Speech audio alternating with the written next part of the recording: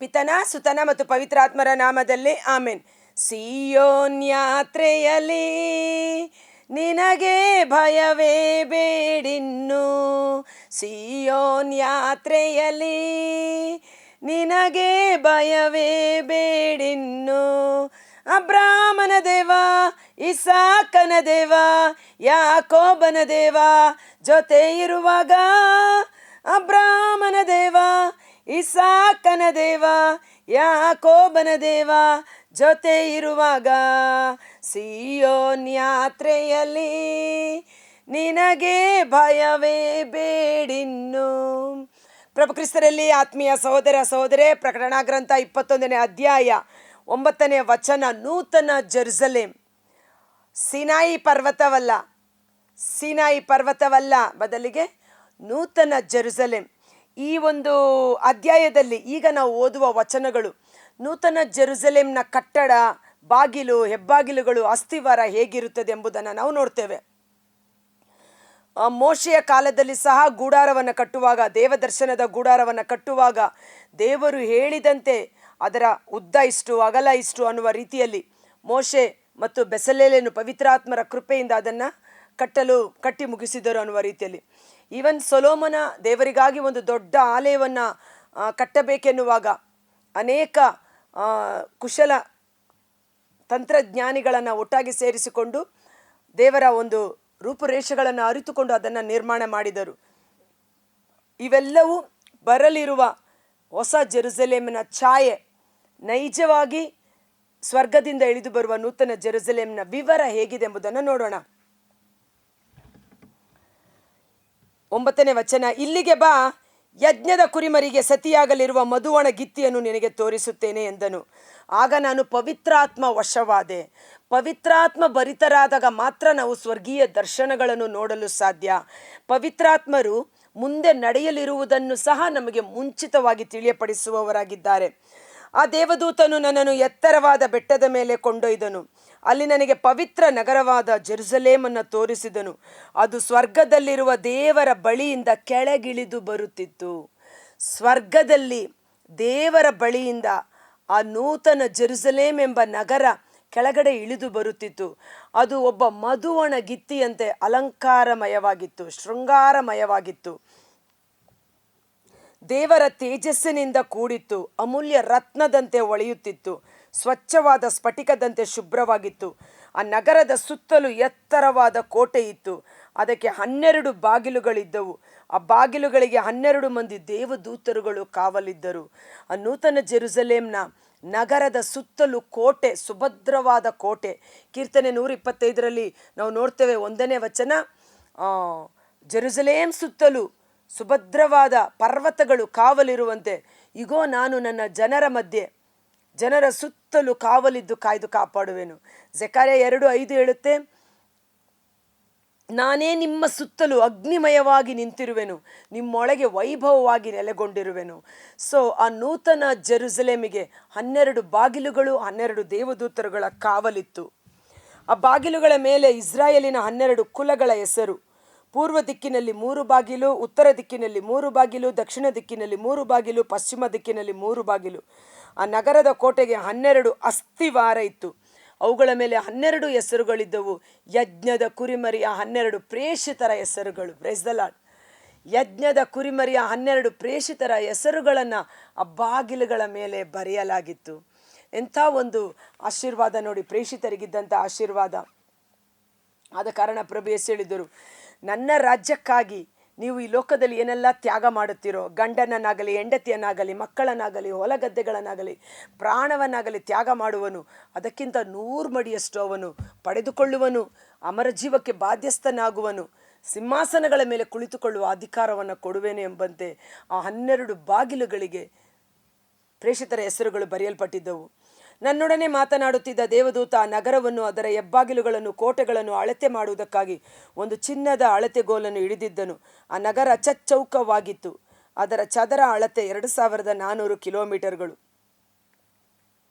ಆ ಕೋಟೆ ಸೂರ್ಯಕಾಂತ ಶಿಲೆಯಿಂದ ನಿರ್ಮಿಸಲಾಗಿತ್ತು. ನಗರ ಅಪ್ಪಟ ಬಂಗಾರದಂತೆ ಥಳಥಳಿಸುತ್ತಿತ್ತು. ಆ ಇಡೀ ನಗರ ಅಂತ ಹೇಳುವಾಗ ಬಹುಶಃ ಆ ಸ್ವರ್ಗೀಯ ಸೈನ್ಯ ಇಳಿದು ಬರುತ್ತೆ. ಅದು ಹೇಗೆ? ಅಪ್ಪಟ ಬಂಗಾರ, ಸ್ವರ್ಗದ ಹಾದಿ ಬೀದಿಗಳು ಚಿನ್ನ, ಅಪ್ಪಟ ಬಂಗಾರ, ಚಿನ್ನಮಯ ಅಂತ ಹೇಳ್ತೀವಲ್ಲ, ಅದು ಇಡೀ ಚಿನ್ನದಿಂದ ತುಂಬಿತ ಥಳಥಳಿಸುತ್ತಿತ್ತು. ನಗರದ ಕೋಟೆಯ ಅಸ್ಥಿವಾರಗಳು ಸಕಲ ವಿಧವಾದ ರತ್ನಗಳಿಂದ ಅಲಂಕೃತವಾಗಿದ್ದವು. ಅದಕ್ಕಾಗಿ ದೇವರ ವಾಕ್ಯ ನುಡಿಯುತ್ತೆ ಹಗ್ಗಾಯನ ಗ್ರಂಥದಲ್ಲಿ 2:4 ಮತ್ತು 6 ನಾವು ನೋಡ್ತೀವಿ, ಚಿನ್ನ ನನ್ನದು, ಬೆಳ್ಳಿ ನನ್ನದು, ಚಿನ್ನ ನನ್ನದು, ಬೆಳ್ಳಿ ನನ್ನದು, ಸಕಲ ಐಶ್ವರ್ಯಗಳಿಗೆ ಒಡೆಯನಾದ ಸರ್ವೇಶ್ವರ. ಅವರು ಆ ನೂತನ ಜೆರುಸಲೇಮ್ ರತ್ನ, ವಜ್ರ, ವೈಡೂರ್ಯ, ಚಿನ್ನಗಳಿಂದ ಅಲಂಕೃತವಾಗಿರುವುದನ್ನು ನೋಡುತ್ತೇವೆ. 2ನೆಯ ಅಸ್ಥಿವಾರವನ್ನು ವೈಡೂರ್ಯದಿಂದಲೂ, 3ನೆಯ ಅಸ್ಥಿವಾರವನ್ನು ಪಚ್ಚೆಯಿಂದಲೂ, 4ನೇ ಅಸ್ಥಿವಾರವನ್ನು ಪದ್ಮ ರಾಗದಿಂದಲೂ ಅಲಂಕೃತಗೊಳಿಸಿತು.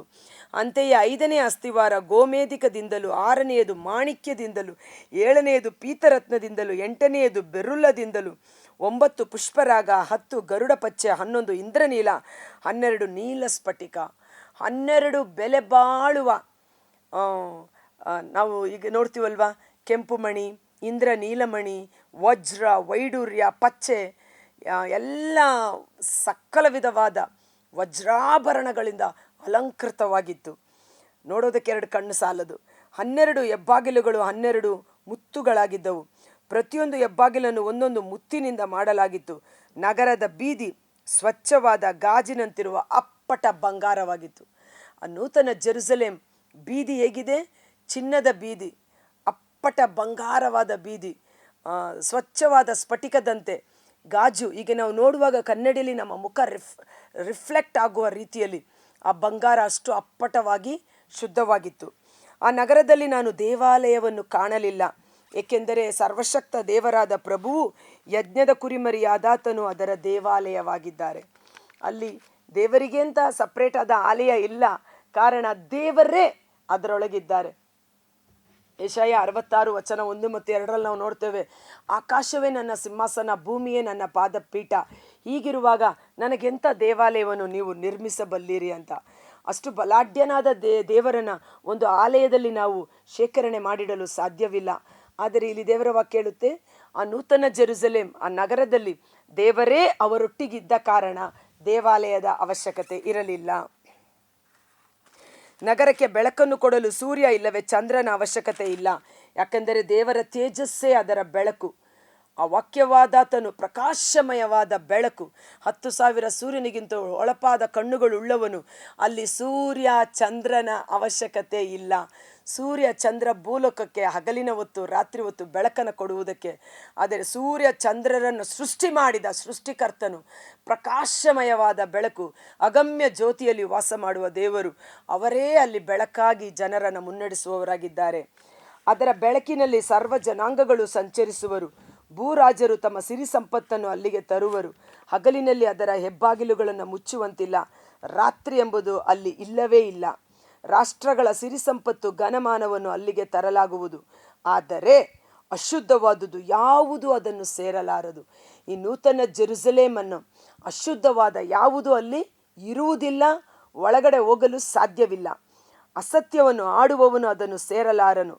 ಯಜ್ಞದ ಕುರಿಮರಿಯ ಜೀವಬಾಧ್ಯರ ಪಟ್ಟಿಯಲ್ಲಿ ಯಾರ ಯಾರ ಹೆಸರುಗಳು ಲಿಖಿತವಾಗಿದೆಯೋ ಅಂಥವರು ಮಾತ್ರ ಆ ನಗರವನ್ನು ಪ್ರವೇಶಿಸುವರು.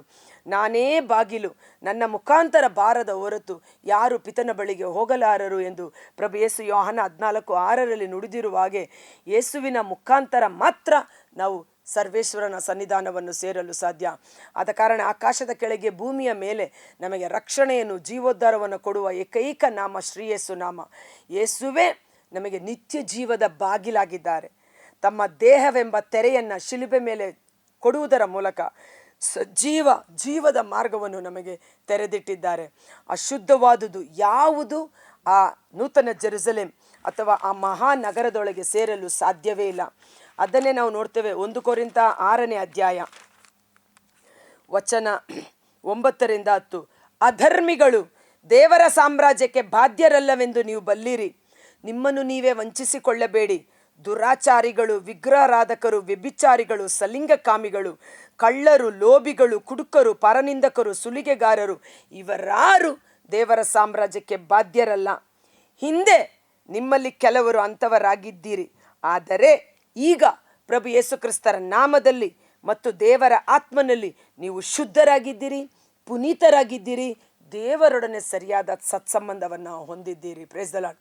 ಒಂದು ಕ್ಷಣ ಕಾಲ ನಾವು ಕಣ್ಗಳನ್ನು ಮುಚ್ಚೋಣ. ಕರ್ತನಾದ ಯೇಸುವೇ, ಈ ಮುಂಜಾನೆ ಜೀವಸ್ವರವನ್ನು ಆಲಿಸುತ್ತಿರುವ ಪ್ರತಿಯೊಬ್ಬರಿಗೂ ಆ ನೂತನ ಜೆರುಸಲೇಮನ್ನು ಸೇರುವ ಹಕ್ಕು ಬಾಧ್ಯತೆ ನಮಗೆ ನೀಡಿರುವುದಕ್ಕಾಗಿ ಸ್ತೋತ್ರ. ಹಿಂದೊಮ್ಮೆ ನಾವು ಸಹ ಪಾಪ ಮಾಡಿ ದೇವರಿಂದ ದೂರವಾಗಿ ಅಸತ್ಯದಲ್ಲಿ, ವಿಗ್ರಹಾರಾಧನೆಯಲ್ಲಿ, ಅಶುದ್ಧ ಕಾರ್ಯಗಳಲ್ಲಿ ಮಗ್ನರಾಗಿದ್ದೆವು. ಆದರೆ ದೇವರ ಅಪಾರ ಕರುಣೆಯಿಂದ, ಆ ಪಾಪದ ಕೆಸರಿನಿಂದ ಪ್ರಭು ಯೇಸು ನಮ್ಮನ್ನು ಮೇಲಕ್ಕೆತ್ತಿ ಅವರ ರಕ್ತದಿಂದ ನಮ್ಮನ್ನು ತೊಳೆದು ಶುದ್ಧೀಕರಿಸಿ, ಅವರ ಪವಿತ್ರಾತ್ಮರ ವಿಮೋಚನೆಯ ಮುದ್ರೆಯನ್ನು ನಮ್ಮ ಮೇಲೆ ಒತ್ತಿ ಜೀವ ಬಾಧ್ಯತೆಗೆ ನಮ್ಮನ್ನು ಯೋಗ್ಯರನ್ನಾಗಿ ಮಾಡಿದ್ದಾರೆ. ಯೇಸು ನಾಮದಲ್ಲಿ ನಾವು ಪರಿಶುದ್ಧರಾಗಿದ್ದೇವೆ. ಆಮೇನ್. ಯೇಸುವಿನ ರಕ್ತದಿಂದ ನಾವು ಪರಿಶುದ್ಧರಾಗಿದ್ದೇವೆ. ಆಮೇನ್. ಪವಿತ್ರಾತ್ಮರಿಂದ ಪವಿತ್ರೀಕರಿಸಲ್ಪಟ್ಟಿದ್ದೇವೆ. ಆಮೇನ್. ಆ ಯೇಸುವಿನ ನಾಮದ ಶಕ್ತಿಯಿಂದ ನಿತ್ಯ ಜೀವದ ಬಾಧ್ಯತೆ ನಮಗೂ ನಮ್ಮ ಕುಟುಂಬಕ್ಕೂ ಸಂತತಿ ಸಂತಾನಕ್ಕೂ ಲಭಿಸುವಂತೆ ಯೇಸುವಿನ ಅದ್ಭುತಕರವಾದ ನಾಮದಲ್ಲಿ ಪ್ರಾರ್ಥಿಸಿ ಬೇಡಿ ಹೊಂದಿಕೊಳ್ಳುತ್ತೇವೆ. ಆಮೇನ್. God bless you. ಈ ವಿಡಿಯೋ ಲಿಂಕನ್ನು ಪರರಿಗೂ ಶೇರ್ ಮಾಡಿ ಆಶೀರ್ವಾದವನ್ನು ಹೊಂದಿಕೊಳ್ಳಿ. Thank you.